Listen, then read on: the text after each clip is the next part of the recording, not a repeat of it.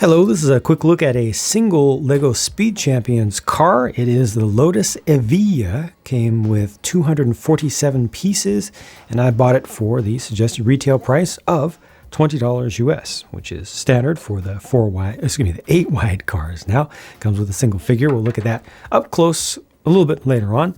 The build of this was positively exquisite. Just a joy.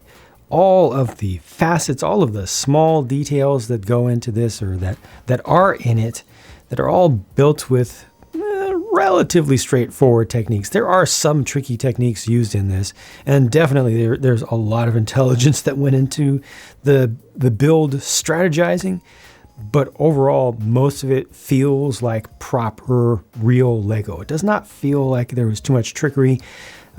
Surprisingly, very little of it felt sketchy in how it goes together. There were some parts where it looked like it was not going to hold itself together all that well, but ultimately, when everything is assembled, it comes out very, very nice. It does rely on stickers as usual. We'll look at those, but it does also have some prints, most of which are very good, one of which is very, very bad. Look at this front end here. It has studs right side up construction, it has upside down construction, and it has studs on the side construction, all in one small space, and it all works together pretty perfectly. On the underside, you can see this is all upside down construction. You can see some of my fingerprints on it. I do apologize for that. It was a long day of building over on Twitch, got a lot done. These corner pieces are new that are used for the headlights here. That have the headlights on them. That's a new mold for 2022, and that is an exclusive print for each corner. Obviously not the exact same piece used over here, just mirrored. Very nice. The center stripe right here in the middle is done with a sticker, but it integrates well as long as you put it far back. It integrates well into the yellow pieces, the jumper pieces that are used back there. You see a lot of offset construction, half stud offset. You can also see that they used some Mixel's ball joints in there to attach the front end while leaving the gap in here. I like that. The sides, though, the sides are just my favorite parts. There's so much layering there. They got these huge radiator intake ducts on the sides that are just clipped off so nicely. They've got the dark green colored surfboard used upside down on the back. Reminds me of the first run of, or the first kind of series of Speed Champions when they did the McLaren P1, used a surfboard right side up. Now this is showing just such a different size, how the cars have grown up, relative to the size of the back of this. The shaping for the back is also super, super nice with the use of the transparent red pieces that don't necessarily go together the way that you expect. Also the use of a lot of the small panel pieces to get half plate offsets.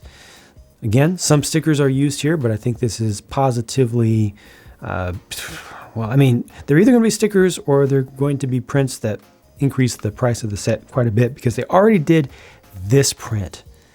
This print is incredible. I love that. I love that. Look at that. It's so good. I'll just pull it up for you. Look at that. It's so crisp and clean and shiny with the metallic bright silver lining going through there and a pinstriping. The really fine printing for the Lotus name there. That is absolutely beautiful. The fact you can open this up is pretty nice. I think the blue is supposed to be there. I don't think that's one of those cases of Lego doing something with color that they ought not to do. I think that everything is purposeful here. Also, the way that these are attached, these little sections right here are attached, is very good. You do need to be careful with how you put the stickers on for this piece here and this piece here. I waited until after everything else was on to try to get those to line up as best possible between this piece here and this piece here. Now, I told you I love this print. I hate this print because this car looks really good from the front and pretty terrible from the side. If you compare this to what the car is supposed to look like, this should not be clear under here. This is all wrong.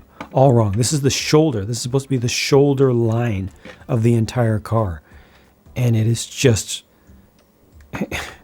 I, I am certain that the designer of the physical product here hates this print.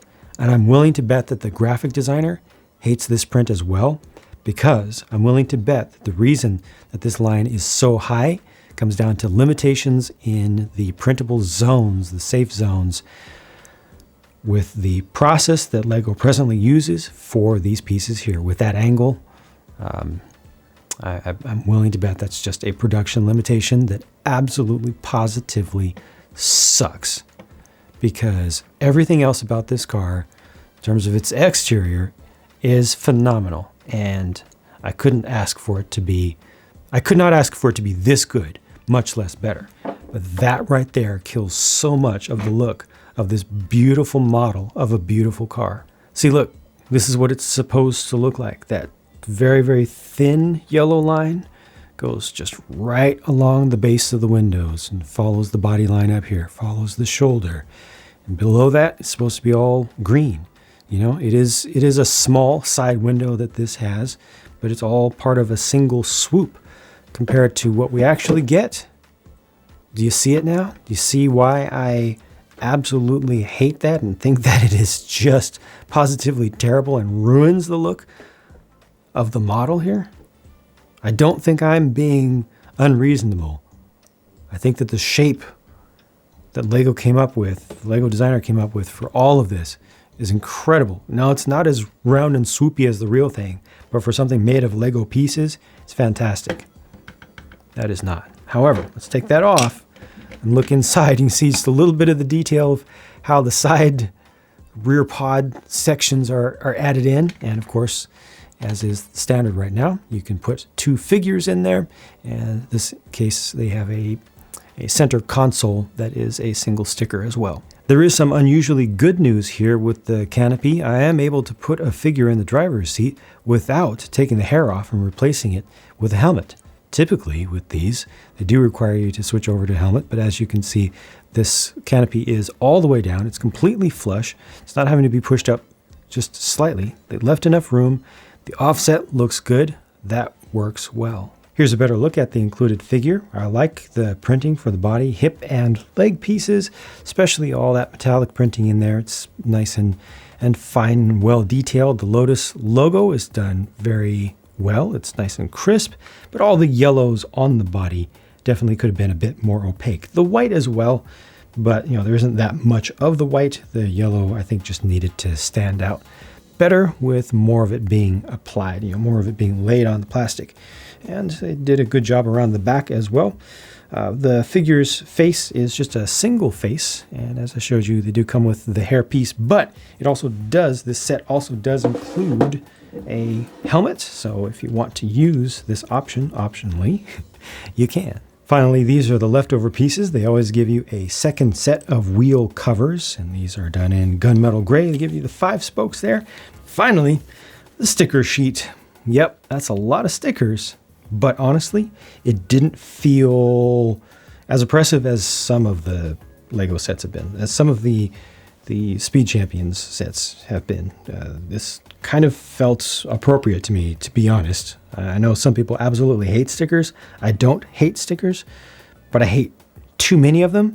This did not feel like too many, and I'm happy with the prints that we also did get. At the end of the day, this is a masterful build, a joy to assembly. And it's just completely crippled by this one print. One viewer live over on Twitch during the build suggested that you might want to just get one of these canopy pieces with no print whatsoever. It might look better if that bugs you. For some people, it's probably not going to bug them at all. I can't see how it can't bug you. Unless you don't want it to look like the real car, unless that somehow makes sense as an in-between line. It's got a little miniature window down below, and this part is static.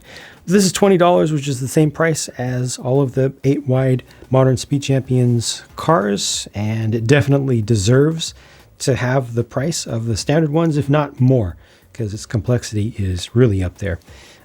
Yeah, love the build so much. Let me know your thoughts in the comments. Thank you for watching, and I'll talk to you again soon.